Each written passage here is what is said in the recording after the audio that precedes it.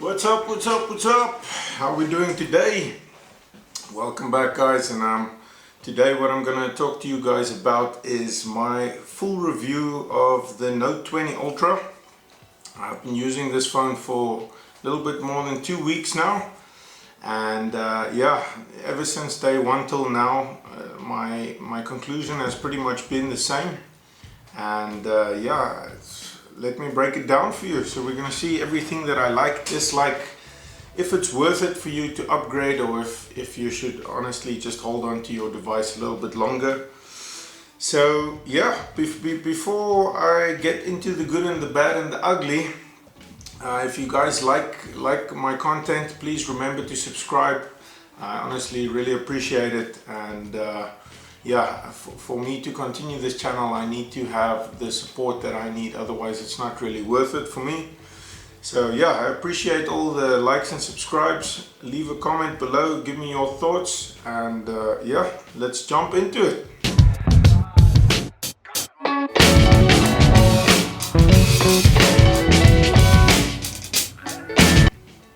Right, so when I got this phone, I actually, the idea was that I was going to get the new iPhone, the 12 Pro Max, and I decided to go with the Samsung for various reasons. I discussed it in my previous video, but number one being price, that the Apple is much more expensive, and this one was on sale at that moment.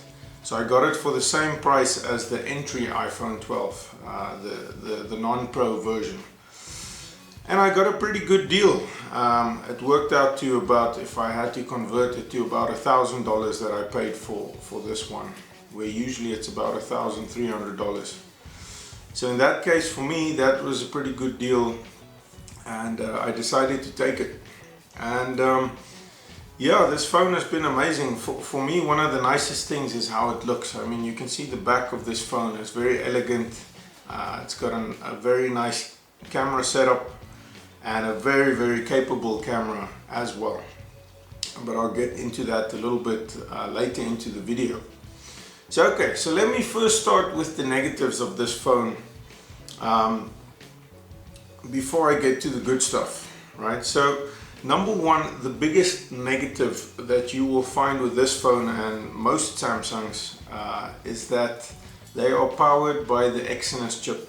Now, I've spoke about this before, I'm not going to speak too much about it, but the problem with this chip seems to be that it gets very hot, especially if I do things like Wi-Fi sharing, things like that. It heats up very quickly, and that heat has, you know, a bunch of different side effects on the performance of the phone. Number one, your battery heat is not good for the battery. The CPU and the GPU starts to over throttle, and you start to lose performance of the device.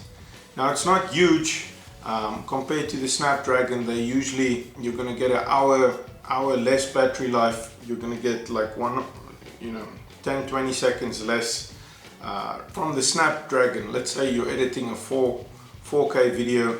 It's going to be a little bit faster on the Snapdragon than what it is on the Exynos. Honestly, there's been no performance issues. This phone is lightning fast. Everything I threw at it, from editing to gaming, everything is, you know, it runs very smooth on the device. The one thing that gets to me a little bit is the battery life. I was hoping for better battery life than I got on the Note 10, but honestly, the more and more I think about it, you've got 200 milliamps more battery here. This is a 4,300 milliamp. This is 4,500. The more I think about it, they've managed to get the same battery life, more or less. This is a little bit better than the old one, but you have to consider that this is a 120 Hertz screen. It refreshes twice as much as the old screen, which is a 60 Hertz. And that just absolutely destroys batteries. Now, it does have an adaptive refresh rate, so it means that it will choose whether it should refresh or not. But the fact that I can basically get the same battery life that I get on my old Note that's a 60 Hz is actually pretty amazing. But if I had to compare it to like the iPhone that I had, I was getting like battery life of 8 hours screen on time, more or less, which is like ridiculous. For me, if I use this phone, I'm getting more or less like 4 or 5 hours screen on time before I need to charge it. Now I do have to say, like I've said before as well, the charging, you get that 26 watt charger, it's super fast. Like literally, I make a meal, I take a shower, I put it on charge, when I come out it's 50%. So I'm literally just topping it up in between work and clients and things like that. And honestly, you just keep topping it up like that and it's really not an issue. But I would have liked a little bit better battery life. I think if they had to take this design and make it a little bit thicker and throw in a 5000 milliamp or 5500, I think that would have, you know, made the Note what people wanted to be, the battery monster that it used to be. But interestingly enough, I was watching the Snapdragon version actually beat the iPhone 12 Pro Max with the battery test. So it is very capable, this device. It's just that Exynos chip is holding it back a little bit. Then the other thing I wanted to talk about, which is amazing, is just the screen on this phone. I mean, it's number one, you've got that new Invictus glass from Gorilla Glass, and so ideally the phone is 4 times stronger than what it used to be. So that's great. So it should be more durable.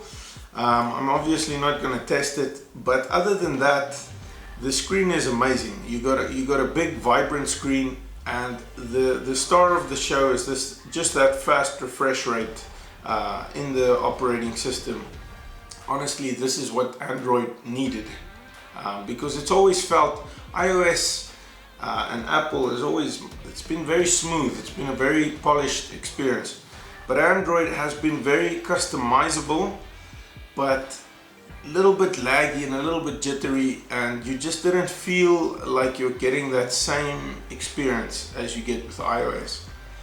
But I can honestly tell you, ever since I've had this 120 Hz refresh rate, the screen feels so fast, the response time, even when I type, I don't know if this is connected, but like when you type, and the vibration motor, everything, when it hits exactly at the same time, it's the whole experience, very difficult to explain, but it's so much better, so much more responsive.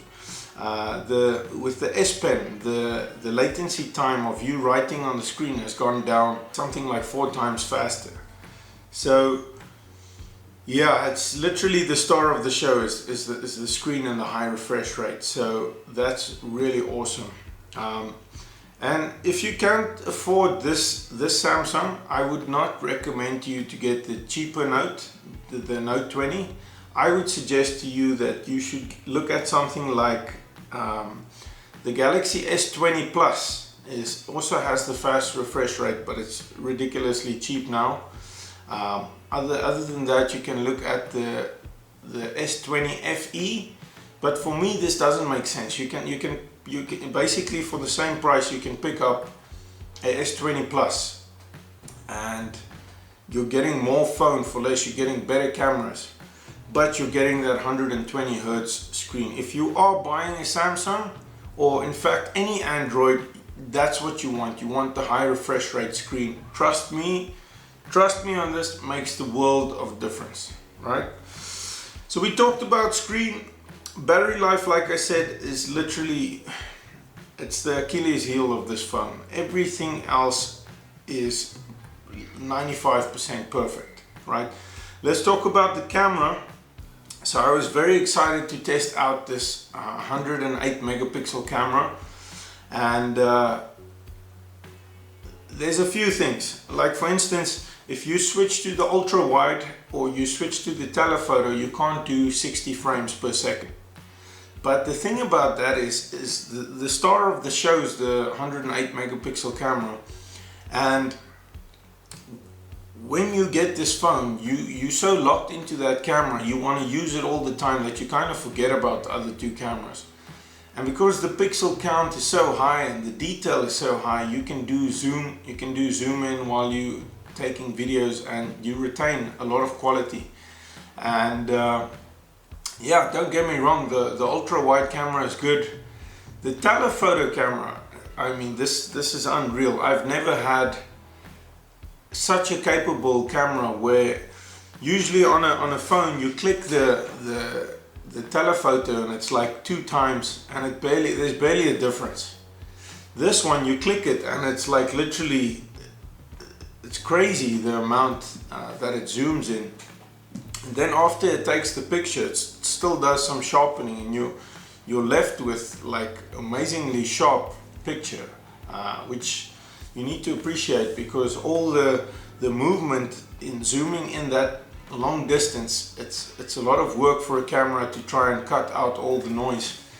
So the camera on this thing is amazing. I think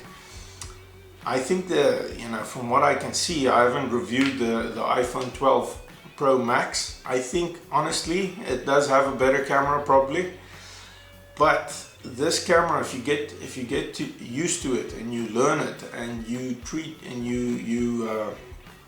work with the characteristics of the camera and you get to know it and you use the Pro mode, you can really get a lot out of this camera. I can't tell you the difference between this camera and this camera. It's night and day. I was sitting in the shop. This is actually what persuaded me to get this phone, and I was taking just selfies of myself and I couldn't believe the color difference, the dynamic range, the picture quality between the two phones. It was amazing. So the camera on this thing, literally all you need. Yeah, maybe the video quality is a little bit better on the iPhone, and I'm talking like personal preference level. It's really touch and go, you know, the difference between the two. Low light videos and photos are great, but honestly this is probably top 5 best cameras ever, you know, on a smartphone. So you'll be very happy if you take it for photography reasons. So yeah, so that's most of it in a nutshell. Would I recommend you buy this phone? Yes, and I'll tell you why. There's rumors that this is going to be the last Note device that Samsung's going to make. After this, it's highly likely that they're going to discontinue the Note line. They're going to focus on foldables and on the S series, and they will just make the S series compatible with the S Pen. So if you're thinking about buying a Note, I think this one is gonna be the last one that comes out, and there's something nice about that. I mean, I'm sure over time it will become, you know, a collector's item if you can keep it long enough. I know technology gets outdated so quickly, but the Note line is something special, and you won't realize why until you get it. It's like literally the best of Samsung, and it's delicate touches. It's little things like moving the buttons slightly, perfecting the display, the camera. So usually everything goes to the S line, and then they fix all the bugs and everything and the design issues, and they put that same technology into the Note, but much more refined version of it. And what you get is the best of Samsung. And like I've said before, Samsung's hardware, in my opinion, is actually the best out of everyone. It's just software and tweaking that they need to improve on. So I can honestly tell you, this is probably, in my opinion, the best Android experience that you can get. So if you've got a Note 10, the difference is big enough that you will feel it, especially with that high refresh rate. But you could wait. Like I said, there's a possibility you won't get another Note. It's on special now, so it's a good time to buy it. And yeah, that's my review. If I had to give it a rating out of 10, I would say that this one gets a solid 9 out of 10. All round, just a great phone, super powerhouse, I do all my work on it. You can have all your photos on it. And the nice thing is, if you do get the Exynos model, I know me and a bunch of other reviewers, everyone is very harsh on it.